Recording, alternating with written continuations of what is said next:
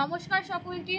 আপনারা যে বারবার বলছিলেন জিদ্দার কাছে যাওয়ার জন্য, জিদ ফ্যানেরা বিশেষ করে আমাদের রানাঘাটে ছোট্ট শিশু অস্মিকার জন্য, তো আজকে জিদ্দা আসছেন এক জায়গায় খবর পেয়েছি, তো সেখানে যাচ্ছি।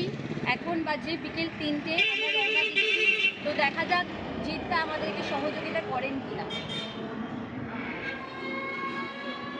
রানাঘাটের ছোট্ট শিশু অস্মিকা যে বিরল রোগের সঙ্গে লড়াই করছে, সেই বার্তা পৌঁছে দিতে রানাঘাট থেকে বর্ধমান নীলপুরে গিয়েছিলাম জিদ্দার সাথে দেখা করার জন্য, বার্তা পৌঁছে দিতে।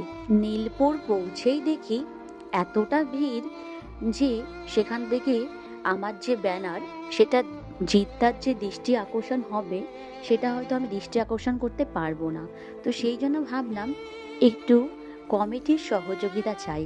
তো সেই জন্য জাগরণী কমিটির কাছে যাই সহযোগিতা চাইবার জন্য।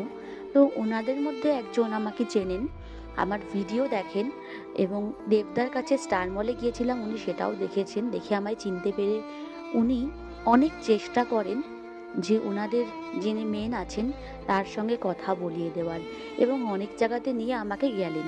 সকলের কাছে অনুরোধ করলাম, কিন্তু মেন যিনি ছিলেন উদ্যোক্তা, উনি বিষয়টি অ্যালাউ করলেন না।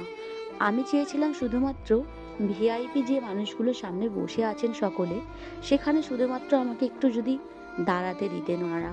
আমি বসতেও চাইনি, আমি চেয়েছিলাম শুধুমাত্র একটু যদি দাঁড়াতে দিতেন ওনারা, তাহলে হয়তো আমি ব্যানারটা জিদ্দাকে দেখাতে পারতাম, বা ওনারা যদি জিদ্দার সঙ্গে একটু কথা বলেই দিতেন, তাহলে রানাঘাটের ছোট্ট শিশু যে বিরল রোগের সঙ্গে লড়াই করছে, সেই বার্তাটা দিতে পারতাম।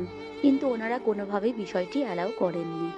তো যাই হোক, কি করা যাবে, রানাঘাট থেকে যখন বর্ধমানে পৌঁছে গেছি নিজের ওপর ভরসা করে, তখন ব্যানারটাকেও নিজেই ভরসা করে দেখাতে হবে জিদ্দাকে। তো সেই জন্য বুদ্ধি খাটিয়ে একটি বাইক দাঁড়ানো ছিল, তার পাশে দাঁড়ালাম, যে যখন জিদ্দা স্টেজে উঠবেন তখন ওই বাইকের ওপর উঠে দাঁড়িয়ে ব্যানারটিকে ধরব, তাহলে জিদ্দা খুব ভালোভাবে দেখতে পারবেন। তো ঠিক সেই রকমই বাইকের ওপর দাঁড়িয়ে ব্যানারটি তুলি, এবং জিদ্দা কিছুটা অনুষ্ঠান করার পরেই কিন্তু ওই ব্যানারটি দেখতে পারেন। এবং আমার আশেপাশে যারা ছিলেন, দুজন দাদাভাই তো ভীষণ সাপোর্ট করেছেন, দেখেছেন। তো তারপর কিন্তু জিদ্দা দেখতে পাই ব্যানারটি, এবং দেখার পরে কি বললেন শুনুন। Thank you brother, thank you, thank you. Okay আমি ডাকবো, পরে ডাকবো। ওকে আমি ডাকবো, পরে ডাকবো। যখন জিদ্দা ব্যানারটি দেখলেন এবং আমাকে ডেকে নেবেন বললেন, তখন মনে একটু বল আসলো। ভাবলাম হয়তো অনুষ্ঠানটি করে ডেকে নিতে পারেন উনি। তো আমি একটু বসে পড়লাম বাইকের ওপরে, কারণ দাঁড়িয়ে থাকতে খুব কষ্ট হচ্ছিল বাইকের ওপরে।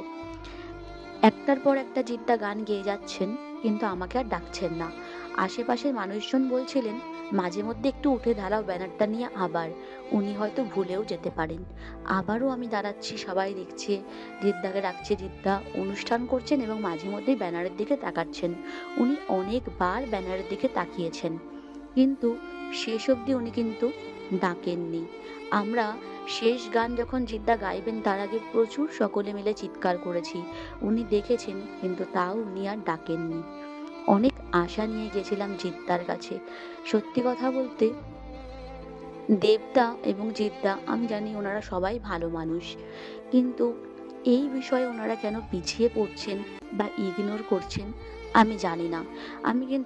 আমরা কিন্তু কখনোই চাই না যে 16 কোটি টাকা দিন, বা আমরা দাবি করছি না, কোনো একা মানুষের পক্ষেই সম্ভব নয় 16 কোটি টাকা দেওয়া, কিন্তু আমরা একটু সাপোর্ট চাইছি। একটুখানি যদি ওনারা একটু পাশে আসেন বা একটু প্রচার করে দেন, ওনাদের তো ফ্যান ফলোয়িং অনেক, ওনাদের ভক্তরা যদি এগিয়ে আসেন তাহলেও কিন্তু অনেকটাই এগিয়ে আসে।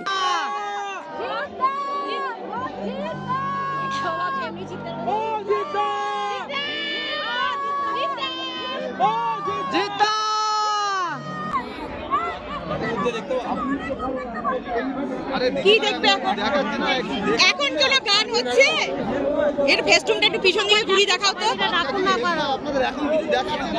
একটা বাচ্চার জন্য তো বলছে, দেখাচ্ছে যে তখন দেখবেন একটা বাচ্চার জন্য বলছে, তো একটা ছোট বাচ্চা দেখাতে দাও। কত দূর থেকে এসছে, একটু হেল্পের জন্য বাচ্চার জন্য তো এসছে, কেউ একটু যদি সাহায্য করে তাহলেই তো হয়। একটা ছোট্ট বাচ্চার জন্য একটু ভিতরে ঢুকে সাহায্য করলেই হয়। কত ছোট বাচ্চা একটা।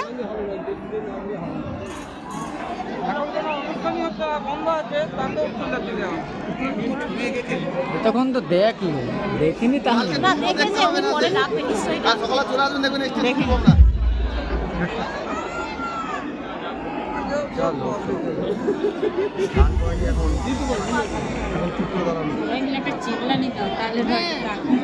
সবাই একসাথে, আমি তো বলছি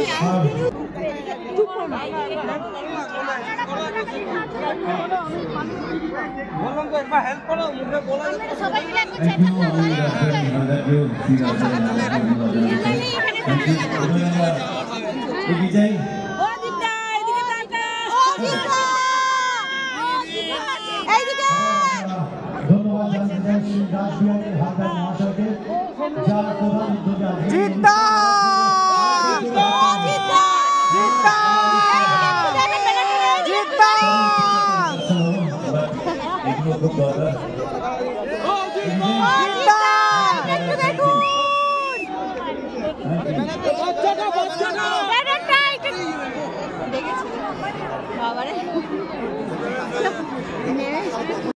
না, পুরো প্রোগ্রাম শেষ হয়ে গেল।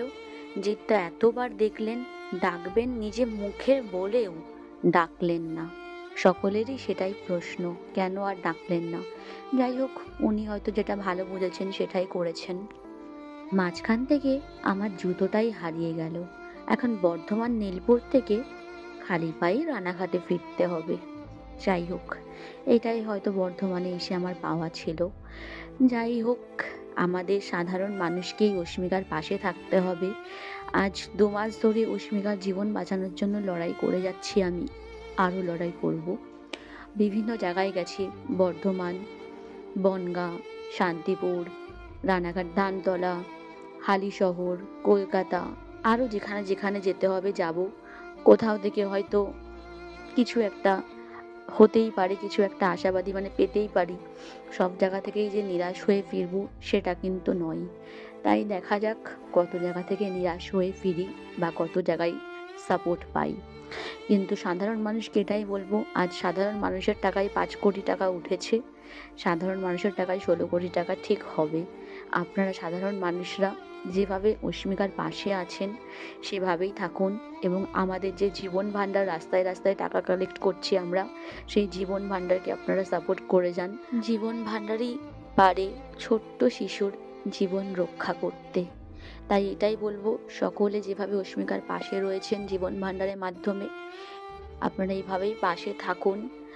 আর সত্যি কথা বলতে, আমার তো দেবার মতো অস্মিকাকে কিছুই নেই, নাহলে আমি নিজেই 16 কোটি টাকা দিয়ে দিতাম। আমার না আছে মাথার ছাদ, না আছে বাবা, কিন্তু শরীরটা আছে। সেই শরীর দিয়ে অস্মিকার জন্য যতটা পরিশ্রম করার হয় সেই পরিশ্রম করে আমি ঠিক অস্মিকার পাশে যেভাবে আছি সেভাবেই থাকবো। আপনারা সকলে আশীর্বাদ করুন, আমি যেন অস্মিকার পাশে আরও লড়াই করতে পারি এবং অস্মিকা যেন সুস্থ জীবন ফিরে পায়, এটাই প্রার্থনা করুন সকলে।